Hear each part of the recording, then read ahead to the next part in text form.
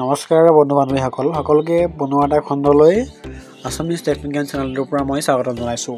প্ৰথম প্ৰশ্ন, অসমৰ প্ৰথমগৰাকী অসামৰিক বিষয়া কোন? উত্তৰ, আনন্দৰাম বৰুৱা হৈছে অসমৰ প্ৰথমগৰাকী অসামৰিক বিষয়া। দ্বিতীয় প্ৰশ্ন, লোকসাহিত্য কেই প্ৰকাৰৰ? লোকসাহিত্য প্ৰধানকৈ 3 প্ৰকাৰৰ। আজি আমি এইটো ভিডিঅ'ত কিছুমান গুৰুত্বপূৰ্ণ জেনেৰেল এৱাৰনেছৰ লগতে বা জেনেৰেল নলেজৰ বিষয়ে আলোচনা কৰিম। তৃতীয় প্ৰশ্ন, অসমীয়া সাহিত্যৰ চানেকি গ্ৰন্থখন কোনে ৰচনা কৰিছিল? উত্তৰ, হেমচন্দ্ৰ গোস্বামীয়ে। ত্ৰিমূৰ্তিৰ অন্যতম হেমচন্দ্ৰ গোস্বামীয়ে ৰচনা কৰিছিল। চতুৰ্থ প্ৰশ্ন, হেম সৰস্বতীয়ে কোনজন ৰজাৰ পৃষ্ঠপোষকতা লাভ কৰিছিল? উত্তৰ, ৰজা দুৰ্লভ নাৰায়ণৰ পৃষ্ঠপোষকতা লাভ কৰিছিল। পঞ্চম প্ৰশ্ন, সাহিত্যকী প্ৰৱেশ কাব্যখনৰ ৰচক কোন? উত্তৰ, ৰুদ্ৰকন্দলী। ৰুদ্ৰকন্দলীয়ে সাহিত্যকী প্ৰৱেশ নামৰ কাব্যগ্ৰন্থখন ৰচনা কৰিছিল। ষষ্ঠ প্ৰশ্ন, প্ৰাক শংকৰী যুগৰ শ্ৰেষ্ঠ কবিজনৰ নাম কি? উত্তৰ, মাধৱ কন্দলী হৈছে প্ৰাক শংকৰী যুগৰ শ্ৰেষ্ঠতম কবি। সপ্তম প্ৰশ্ন, মাধৱ কন্দলী কোন ৰজাৰ ৰাজসভাৰ কবি আছিল? মাধৱ কন্দলী ৰজা মহামাণিক্যৰ ৰাজসভাৰ এজন বিখ্যাত কবি আছিল। অষ্টম প্ৰশ্ন, মাধৱ কন্দলীৰ আন এটা নাম কি? অৰ্থাৎ মাধৱ কন্দলীক আমি আন কি নামেৰে জানো? উত্তৰ, কবিৰাজ কন্দলী। মাধৱ কন্দলীৰ আন এটা নাম হৈছে কবিৰাজ কন্দলী। নৱম প্ৰশ্ন, মাধৱ কন্দলীয়ে কি ৰামায়ণ ৰচনা কৰিছিল? অৰ্থাৎ তেওঁ ৰচনা কৰা ৰামায়ণৰ নাম কি? উত্তৰ, সপ্তকাণ্ড ৰামায়ণ।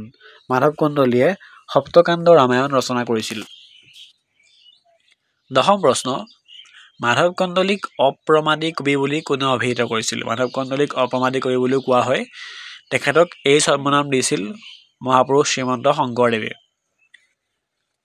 একাদশ প্ৰশ্ন, গীত গোবিন্দ এখন বিখ্যাত কাব্য। গীত গোবিন্দ কাব্যৰ ৰচক কোন? উত্তৰ, জয়দেৱ। জয়দেৱে গীত গোবিন্দ কাব্য ৰচনা কৰিছিল। 12 নম্বৰ প্ৰশ্ন, শূন্য পুৰাণ কোনে লিখিছিল? পুৰাণ এখন বিখ্যাত ধৰ্মগ্ৰন্থ। আমাৰ 18খন পুৰাণ আছে। ৰামাই পণ্ডিতে শূন্য পুৰাণ লিখিছিল। 13 নম্বৰ প্ৰশ্ন, নল দময়ন্তী কোনে ৰচনা কৰিছিল? উত্তৰ, পীতাম্বৰ কবিয়ে নল দময়ন্তী ৰচনা কৰিছিল।